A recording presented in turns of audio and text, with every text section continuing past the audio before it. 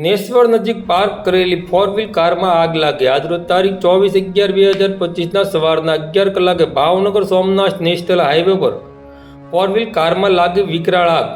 મોવા national highway નેસવડ નજીક park કરેલી four wheel કારમાં અચાનક આગ લાગી હતી. ફોર વ્હીલ કારમાં એકાએક આગ ભભૂકી ઉઠવાની ઘટના સામે આવી હતી. ફોર વ્હીલ કારમાં આગ લાગતાની સાથે જ લોકોના ટોળે ટોળા ઉમટી પડ્યા હતા. કારમાં આગ લાગતા ભયનો માહોલ ફેલાયો હતો. બનાવની જાણ થતાં ફાયર બ્રિગેડની ટીમ તાત્કાલિક ઘટના સ્થળે પહોંચી હતી અને આગ ઉપર કાબૂ મેળવી લીધો હતો. જોકે ફોર વ્હીલ સંપૂર્ણપણે બળીને ખાખ થઈ ગઈ હતી. કારમાં આગ લાગવાનું કોઈ ચોક્કસ કારણ જાણવા મળ્યું નથી.